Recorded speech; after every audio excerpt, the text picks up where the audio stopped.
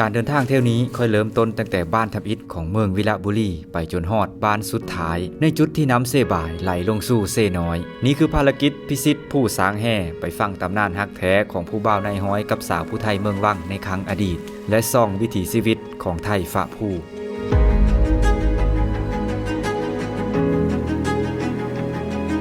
ถ้าเจ้าคิดว่านี้เป็นเพลงจุดชมวิวธรรมดาแสดงว่าเจ้าคิดถือแล้วแต่ถ้าเจ้าได้ฮู้เรื่องราวความฮักการจากลาและญาติน้ำตาอาบผู้สางแห่ของสาวไม้ล่องกับนายฮ้อยบากองผู้ไปขายควายอยู่เมืองล้างฝ่าดงพญาเย็นแล้วเจ้าจะฮู้ว่าจุดชมวิวนี้มีอดีตที่มีธรรมดา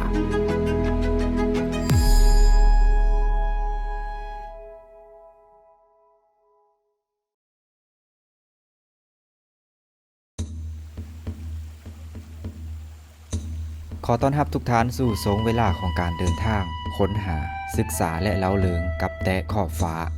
ถ้าเจ้าเป็นคนที่มักการเดินทางและลงไหลวิถีชีวิตแบบชนบทจุดสุ่มเมืองวังจะเป็นดังสารเสพติดสำหรับเจ้า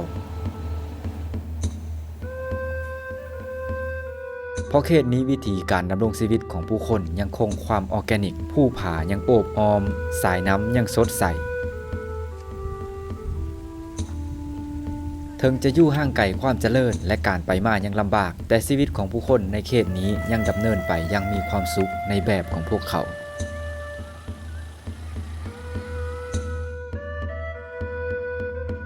ทริปนี้ค่อยตั้งเจอจะขึ้นพิชิตจุดชมวิวผู้สางแห่และก็เดินทางอ้อมป่าสงวนแห่งชาติผู้สางแห่โดยเริ่มต้นจากทางเลขที่9แวะเข้าทางเลขที่ 28A แล้วก็ไปต่อทางเลข10จนสุดสายแล้วก็วนกลับออกมาทางเลขที่9คือเก่าถึงพื้นที่ของผู้สางแห่จะกว้างใหญ่ถึง 19,900 เฮกตาร์และมีสายผู้ลากยาวกินพื้นที่ไป 4-5 ตัวเมืองก็ตามแต่มันก็มีเกินความห้าวของนักเดินทางผู้โป่งมาแล้วโถประเทศลาวคือค่อยดอกมีเสือกันล่องเบิง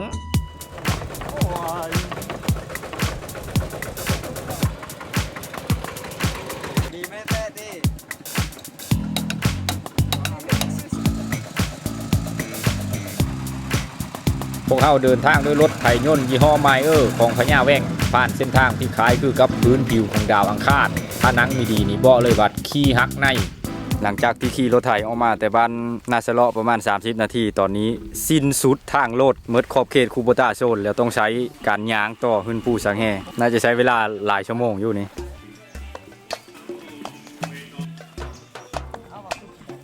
พอสิ้นสุดทางรถไถพวกเขาก็ย้างผ่านป่าดงดิบตัดเอาสู่ทงหญ้าแข้งแดดและกระปีนผู้สั้นในเขตแดนของบ้านนาสะเลาะพวกเขาคือนักสู้ผู้สางแห่แต่ถือผู้สางแห่สู้กับว่าสิพิชิตยอดผู้ได้ค่อยหน่อหอบปานมาวอ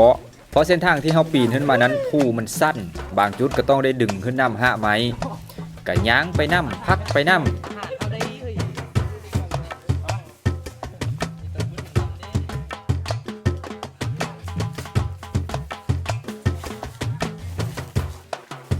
พวกเขาใช้เวลาย้างอยู่ประมาณ2 ชั่วโมงก็ขึ้นมาฮอดจุดชมวิวด่านง่อยด้วยความอีลากอีเลอ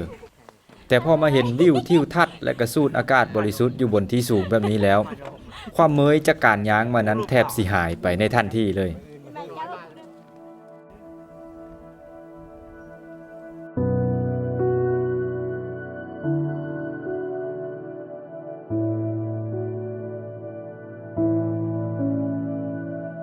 นี่คือวิวที่มองลงมาทางเบิงของเมืองวังก็จะเห็นท้องหน้าป้าไม้และกับบ้านเฮือนของผู้คนที่อยู่ท่ามกลางการโอบอ้อมของผู้ผา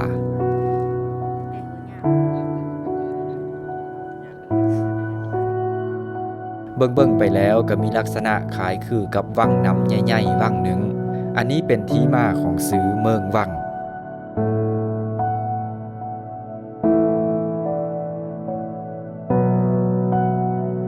โซนอีเบิงหนึ่งในด่านง่อยจุดที่2หรือเอิ้นกันว่าด่านสาวไฮซึ่งเป็นบ่อนที่สาวไม่ล่องมานั่งคอยทางหานายฮ้อยบากองผู้ไปค้าควายอยู่เมืองล้างเฮาก็สิแนมเห็นแต่วิวผู้ผาป่าดงไปจนสุดสายตาติดกับขอบฟ้าสีครามในเบิงทางทิศตะวันตกของผู้สางแห่ก็จะเป็นเขตแดนของเมืองอาจสะพรโซนทางเบิงทิศตะวันออกก็จะเป็นเขตแดนของจุดสูงเมืองวัง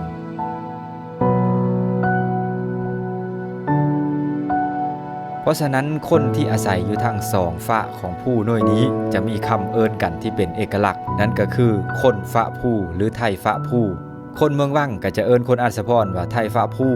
คนเมืองอัศพรก็จะเอิ้นคนเมืองวังว่าไทฟ้าผู้เพราะอยู่กันคนละฟ้าของหน่วยผู้ตอนค่อยยังน้อยน่ะอยู่บ้านอยู่อัศพรนะเวลาคนแต่เมืองวังพี่ไปนะเขาสิเอิ้นคนฟ้าผู้คนทั้งเมืองวังนี่กะถ้าคนทั้งอัศพรมาขายเคิงมาไปเลยอยู่พี่เขาก็เอิ้นคนทั้งนั้นว่าไทฟ้าผู้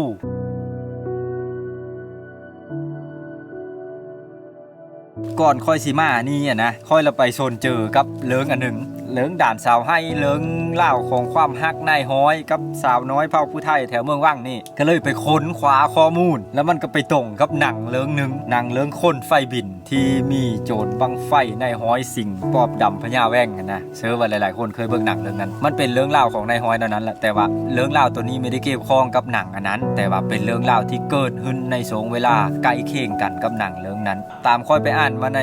พงศาวดารไทยนะวันที่18 เดือน 4 ปี 1855นะสยามได้เซ็นสัญญาบาวริงสนธิสัญญาการค้าเสรีระหว่างอังกฤษกับสยามและอิตาเซอร์จอห์นบาวริงนี่เป็นตัวแทนของควีนวิกตอเรียจากอังกฤษมาเซ็นสัญญากับสยามเฮ็ดให้มีการนำเฮาและก็ส่งออกพวกทรัพยากรและที่สำคัญอันนึงที่ถือส่งออกหลายที่สุดในฮันก็แม่นข้าวเฮ็ดตอนนั้นน่ะภาคกลางของสยามเล็งการเฮ็ดหน้าผลิตข้าวเฮ็ดกสิกรรมเพ้อเอาข้าวนี่ขายส่งออกแต่ว่าอยู่ภาคกลางของสยามตอนนั้นน่ะค่อนข้างอึดควายย้อนขาดแคลนควายก็เลยเฮ็ดเกิดมีการค้าควายแถวภาคอีสานเอาไปขายอยู่ภาคกลางล่มมาถึงฝั่งของเบิ่งนี้นำพวกพ่อค้าควายพวกนำควายไปขายบนเส้นทางอันยาวไกลเหล่านั้นน่ะเขาเอิ้นคนเหล่านั้นว่านายห้อยและมันก็มีเรื่องเล่าเกี่ยวข้องกับด่านสาวไห้ก็คือมีคนท้องถิ่นนี่แหละนุ่มสาวนะผู้บ่าวนะเป็นนายห้อยสิเอาควายนี่ไปขายอยู่เมืองล่างคนทางนี้เอิ้นเมืองล่างในสมัยนั้นนะก็คือเป็นพื้นที่ฝะเขาพญาเย็นไปเบื้องนั้นลงเซอร์โคราชเอิ้นว่าเมืองล่างผู้บ่าวนะซื้อบากองและผู้สาวนะซื้อไม้ลองเล่าเป็นลุเล้งของครอบครัวหนึ่งคนผู้ไทยเมืองวังตะกี้ลุเล้งและเขาสิใช้คำว่าไม้นำหน้าในทรงที่ผู้บ่าวปองควายกับขบวนนายห้อยนะผู้สาวก็เลยขึ้นมาส่งผู้บ่าวอยู่นี้มาง่อยอยู่ด่านอันนี้แนมทางขบวนนายห้อยปองควายไปขายอยู่อันนั้นเมืองล่างก่อนสิจากกันนะไม้ล่องนะได้เอาพักหอมผู้บ่าวได้บอกไว้ว่าถ้าเจ้าขึ้นฮอดค่อยนะเจ้าไข่เบิ่งพักหอมอันนี้ถ้าพักอันนี้ยังหอมอยู่แสดงว่าค่อยก็ยังอยู่ดีมีแห้งจิตเจอค่อยก็ยังคือเก่าแต่ถ้าพักอันนี้อย่าหอมแสดงว่ามีบางสิ่งบางอย่างเกิดขึ้นกับค่อยถ้าเจอค่อยไม่ได้เป็นไปก็แสดงว่าค่อยนี่ตายแล้วเพราะว่าการเดินทางตะกี้มันยาวไกลเนาะจากผู้สังแห่กว่าสิไปฮอดโคราชนะมันใช้เวลาหลายเดือนบางขบวนอาจจะเป็นปีซุ่มที่จะเอาควายไปขายจากเมืองว่างไปจนฮอดพุนนะต้องเป็นพวกเจ้าพ่อหมอผีพวกจอมขมังเวทจึงสิไปฮอดพุนใดและกลับมาอย่างปลอดภัยบางคนไปแล้วไม่ได้กลับมาถือเสือกินถือโจรปุ้นตายนำทางหรือว่าไปฮอดโคราชแล้วพบสาวไทยสาวม่อนผู้งามเอาลูกเอาเมียอยู่พุนนั่นนี่นะพวกนายห้อยนะเฮ็ดเฮอการล่อคอยของไม้ล่องนี่เป็นการคล้องคอยที่มีความหวังมีกำหนดเวลาความขึ้นฮอดมันได้แต่พันละหน้าเป็นบทก่อนซึ่งกาบก่อนที่ไม้ล่องเข็นไปหาบากองนี่ถือบันทึกลงในหนังสือประวัติศาสตร์เมืองวังซึ่งหนังสือเล่มนั้นเขียนโดยท่านคำเผยพันธจรการได้เขียนถึงเรื่องราวของด่านง่อยถึงนายห้อยและกะสาวไม้ล่องค่อยกะพอเฮาเจอเรื่องคร่าวๆแนวนั้นก็ยังมีฮู้สำหรับตอนจบมานายห้อยผู้นั้นได้กลับมาหาเราบ่หรือว่าเขาทั้งสองเนี่ยจากกันไปเลยค่อยได้นัดอาจารย์ผู้นึงไว้เนาะอาจารย์ทนคนบรรณาสลอนี่หลังจากลงจากด่านนี่ค่อยสิไปอัดสัมภาษณ์เราถึงแม้ว่าในอดีตจุดชมวิวนี้จะถือปนด้วยความโศกเศร้าและเปินน้ำตาของไม้ล่องแต่ปัจจุบันก็ได้กลายเป็นจุดชมวิวและก็ถ่ายรูปงามๆสำหรับผู้ที่มาเยี่ยมยามสถานที่แห่งนี้ไปโดยปริยายวันเวลาเป็นวิถีชีวิตเป็นแต่ค่อยเสือว่าตำนานของไม้ล่องกับบากองจะอยู่คู่ปู่สังแห่ตลอดไปเพิ่นผู้สังแห่เนี่ยก็ไปส่งฮอดด่านง่อยเลยเห็นผู้บ่าวจูบควายแล้วก็ให้นะผู้บ่าวนั่นคือฮอดผู้บ่าวนะก็ชื่อว่าด่านสาวให้ขึ้นไปฮอดด่านหินซิ่วพุ่นละไปฮอดด่านควายอ่านสารแล้วไปฮอดนั้นละควะสารนักอ่านจดหมายเขตสารเจ้าผู้น้อยโอโตหูปกบูฝั่งไฟไอไปไข่ค่อยไทยอย่าลืมปะนางน้องว่าร้องข้องค่อยท่าบากองไอพีนอกจากบากองผู้นี้บ่เอาช้อนให้เก้าชี้ไปไข่ค่อยไทยผู้นี้บ่ฮอดพูดเลยฮอดคู่ลาดคู่ลีดผู้แล้วหยางไปไม่ละงายไปกับน้องควายเขาได้กลับมาพบกันจักอันนี้ก็เขาไม่ได้ว้าวมาพบกันเขาก็ไม่ได้ว้าวเขามาเขาได้เอากันบ่เลยบ่ก็มีจักเขาไม่ได้ว้าวจะฟัง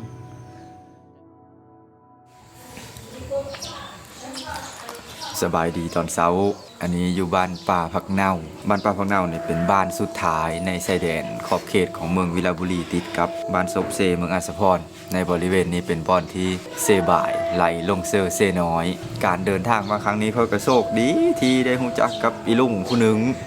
บิ๊กผู้ไทยอยู่บ้านนาสะเลาะหันเพิ่นซื้อลุงเทศละครลงสนธิตะกี้เพิ่นกะเป็นทูตประจำอยู่กงสุลใหญ่ของเวียดนามหลายบ่อนเวลามาฮอดบ้านนาสะเลาะกะมีพี่มีน้องเพิ่นต้อนรับอย่างอบอุ่นพาหึนผู้สังแห่และอีกอย่างหนึ่งที่จะเว้าถึงบ้านนาสะเลาะน่ะเป็นบ้านพื้นฐานปฏิวัติที่สำคัญในเขตนี้แล้วก็มีคนเป็นเจ้าเป็นนายหลายระดับรัฐมนตรีกันหลายคนระดับหัวหน้ากรมกันหลายคนและตำแหน่งอื่นอีกหลายโซนนั่นน่ะบ้านนี้น่ะแม่นบ้านป่าพักเน่าเป็นบ้านสีพายที่เก่งที่สุดแล้วค่อยว่าบุญทรงเฮอเมืองวิลาบุรีแต่ละปีเนี่ยรางวัลที่1น่ะเซตแต่ไทบ้านป่าพักเน่าเกือบจะมีปีเลยที่ไทบ้านป่าพักเน่าสิมีได้รางวัลที่1ในบุญแข่งเฮอเมืองวิลาและมื้อนี้ค่อยก็สิเดินทางออกจากจุดสูงเมืองวังนี่นะเมอเซโปนแต่ค่อยจะไม่ได้เมอทางวิลาบุรีค่อยสิเมอตามทางเลข10ซัดออเซโนและกะโค้งเมอเซโปนมื้อนั้นค่อยก็ขับไปเบิ่งทางจนฮอดบ้านแกงมมแล้วค่อยประทับเจอบ่อนนึงค่อยขี่ไปกายบ้านวังหินเซ่และพบเด็กน้อยนักเฮนค่อยเรามีเฮาเจอเวลาเขาพบรถใหญ่แหละเขาต้องยืนกงและก้มโหทำความเคารพมื้อนี้ค่อยสิไปถามเขาว่าเขาเฮ็ดแบบนั้นเฮ็ดพี่เหลอ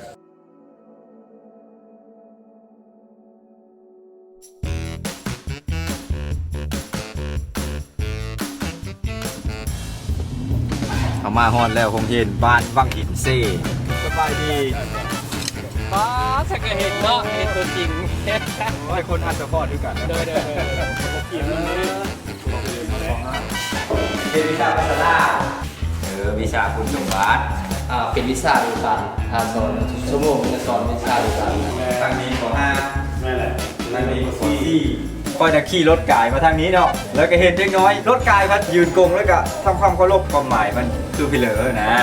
อันนี้เลยแว่ว่าเวลาเฮาสิสอนเขาก็ถ้าว่ามีแขกมาอันยาฮอดเดินทางไกลแล้วเขาต้องยืนเคารพก่อนยืนเคารพแล้วถ้าเพิ่นกายก่อนจะไปเพราะว่าแสดงถึงคุณสมบัติอันที่2กันเพื่อย่านเขา ไหลเยาะกัน เยาะกันตามท่อตามทางย่านรถเจี๊ยบรถยางพาหนะเอาตัวนั้นมาเป็นอ้างอิงเพื่อให้เขาเป็นระเบียบ มีแนวมาต้อนคืออยู่ตลาดที่ตุ่มนี่เนาะ นกเข้าใจเด้อเข้าใจเป็นจากลงไทยใครเจ็บทุกประกาศเนาะถือว่าโคจุ๊บเลยเข้าใจเนาะเท่านี้นี่นี่จริงๆทุกคนเด้อดูกันนานเลยขายมันๆเฮงๆรวย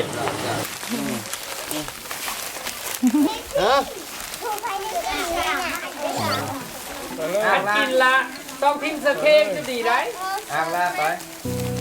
ได้อันนี้สี มาเล่นไม่เด้อมาเล่นไม่เด้อเล่นต่อๆกันเลยเด้อบ่ต้องแซงบ่ต้องรัก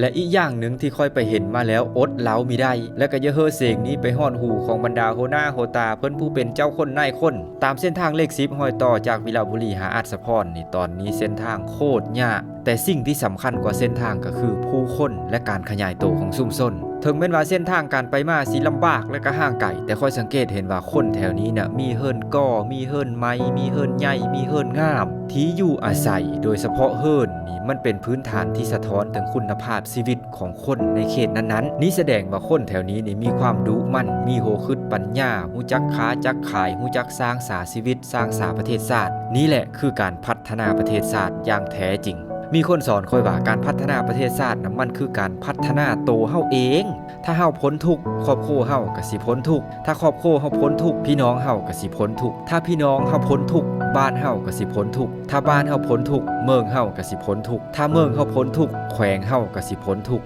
ถ้าแขวงเฮาพ้นทุกข์ประเทศชาติเฮาก็สิพ้นทุกข์สิ่งที่ควรพัฒนาที่สุดคือโตวเฮาเองถ้าชีวิตตัวเองยังเอามีรอดคนผู้นั้นจะมีสามารถพัฒนาไปเลยได้ต่อเฮารัฐบาลสิเฮ็ดทางโดน10เลนแต่ถ้าเฮามีเงินซื้อรถดีๆไปขับเซอร์ความเจริญนั้นก็จะมีความหมายสำหรับเฮาเพราะในโลกนี้ต่อเฮาเจ้าสิอยู่ในสังคมที่เจริญปานเลิกก็ตามเจ้าก็ต้องดิ้นรนหาเงินซื้อข้าวกินเองหาเงินใช้เองคือเก้าและเมื่อไปเห็นทางเลข10และเยอะเฮอบรรดาเจ้านายพากันคิดเบิ่งว่า ขนาดทางยะทางไก่ไปยะมายะป่านนี้ไทยทางเลข10ยังสามารถพัฒนาชีวิตเขาได้ถึงป่านนี้เฮิรนงามแล้วโรงเรียนงามแล้วโรงหมองามแล้วตลาดมีแล้วยังขาดแต่ทางดับถ้ารัฐบาลเพิ่นเนรมิตทางเลข10กลายเป็นทางปูยางเฮ็ดด้วยการไปมาค้าขายสะดวกกว่านี้นี่โอ้ยมันก็กลายเป็นผู้สร้างแห่ซิตี้แล้วพี่น้องเอ้ยนำไหลไฟสว่างทางดีก็รีเทลมันก็สุดนะฮะแล้วหัวหน้าเอ้ยขอฝากไว้ซ้ำนี้เนาะแล้วพบกันใหม่กับแตะขอบฟ้า